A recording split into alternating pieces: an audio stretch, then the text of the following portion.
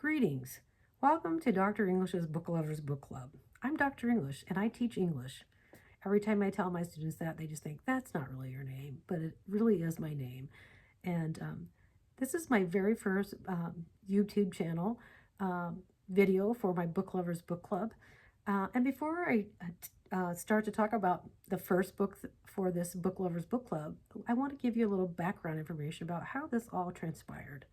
So last fall, I announced to my students in my young adult literature class that I was going to retire at the end of this semester, at the end of the year.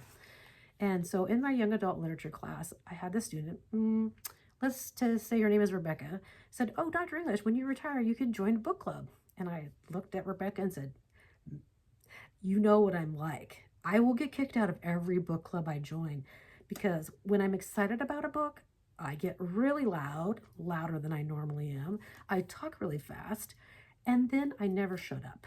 Everyone will kick me out." So Rebecca said, "Well, Dr. English, you could do a TikTok." I'm like, "I'm not doing TikTok."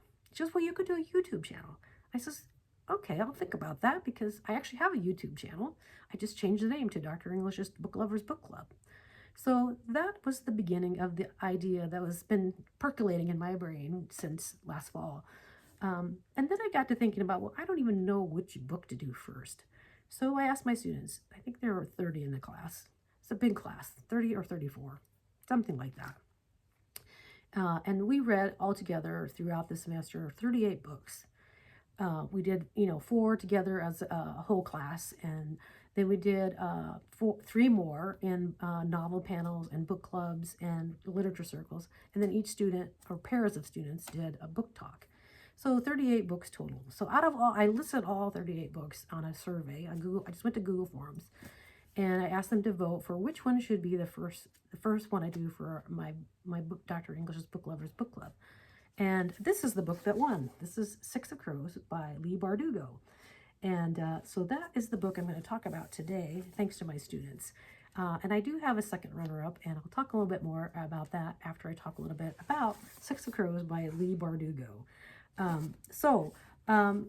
This book, I honestly have never been a fan of fantasy, and I had to admit that I'm not a fan of fantasy, and so that was a little bit tough. I think some students like, how could you not like? I mean, this fantasy is so big, and it is. But I have actually really changed my mind about that because this book, it's the thing I just admire Bardugo for is that she knows how to develop her characters. I was really astounded by that. It's like, and it's slow. The plot at the beginning is very slow. I will say that was like, but she has a purpose in that because she really develops her characters. And so you're just like, you really get to know Kaz. I'll say more about that. Kaz and Inej and Nina and Jester and Waylon and what's the other person? I can't think of their name. Let me see.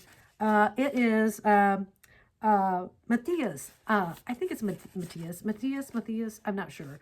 But you really get to know them. Sorry, I had to look at this because I couldn't remember the last name. But he's another one that you just, so she does a good job of like, you get so involved with the characters that and I'm especially love that she has these strong female characters because Inej, and you just want her to succeed. You just so invested in her and Nina. And so as someone who identifies as she, her, hers, I'm just like, I'm really pleased that she's made these very strong female characters in her novel. And you're just so invested in their story and their journey, and you really want them to succeed. So that's the thing I really do love about this is that she's got these really strong female characters, and you just become so invested in them. And I feel like I guess I have to do a little bit of a spoiler, but I don't like to give spoilers and I don't want to spoil it. This to me is a heist story, And I love a good heist story. So I just didn't realize you could have a heist story in a fantasy novel. So this to me is a heist story. And I really like to know, like, oh, how are they going to go about this? And so and then things have to get revealed slowly, like who had this plan. And so I love that slow reveal, kind of like a Columbo show, I'm an old fan of Columbo. And so I really love that there's this revealing of, what the actual plan is, because people have to have faith in Kaz. And and then the other thing I say about Kaz is she makes you really just want to punch him. But then she reveals another thing in the plot as the plot picks up in the heist. Like that's when things really get moving when they actually get to that point in the novel. And then she reveals more about Kaz. And so that I really like that how she did that. So and then I had another student who was in this book club about reading Six of Crows, and I asked them, "Does anybody have a passage they want me to read?" And another student, let's call her name Isabella, said this was her favorite passage, and so I'm going to read a little bit of Isabella's favorite passage from Six of Crows. Sweat coursed down her back. They doused the rope and her clothes in water, but it didn't seem to be doing much good. Her whole body felt flushed, suffused with blood as if she were being slowly cooked in her own skin. Her feet pulsed with heat. They felt heavy, clumsy, as if they belonged to someone else. She tried to center herself. She trusted her body. She knew her own strength and exactly what she could do. Another hand up, forcing her limbs to cooperate. Seeking a rhythm, but finding only an awkward syncopation that left her muscles trembling with every upward gain. She reached for the next hold, digging in. Climb, Inej. Her foot slipped. Her toes lost contact with the wall, and her stomach lurched as she felt the pull of her weight and the rope. She gripped the stone, digging into the cracks, Kaz's gloves bunching around her damp fingers. Again, her toes sought purchase, but only slid over the bricks. Then her foot began to slip too. She sucked in a gust of searing air. Something was wrong. She risked a glance down. Far below, she saw the red glow of the coals, but it was what she saw on her feet that shocked her heart into a panicked gallop. They were a gummy mess. The soles of her shoes, her perfect, beloved shoes, were melting. So, gentle people, that is a passage from Six of Crows by Leigh Bardugo.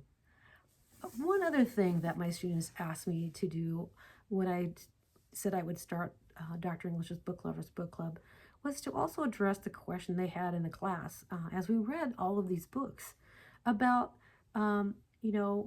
whether or not they should teach these books in their secondary English classroom. And because of the political climate right now, I understand their concern. And so this is something I address every time we finished a book. And when they did their book talks, that was something that they talked about. And so when it comes to Six of Crows, here's my thoughts on that. I think this is a book that you could teach in a classroom. I feel like there's nothing that, your English department would say is, questionable about this. I don't think your principal would question this book. I don't know that school boards have a lot of power about, making decisions about books. They shouldn't. It should be up to that person who's has the degree in English education as a, responsible teacher of English language arts. So I feel like this is one that you could, teach. And you might do it, as a companion text. I mean, this is the thing. You could teach a canonical text that has like a strong ensemble of characters. And so you could teach it as a supplemental text.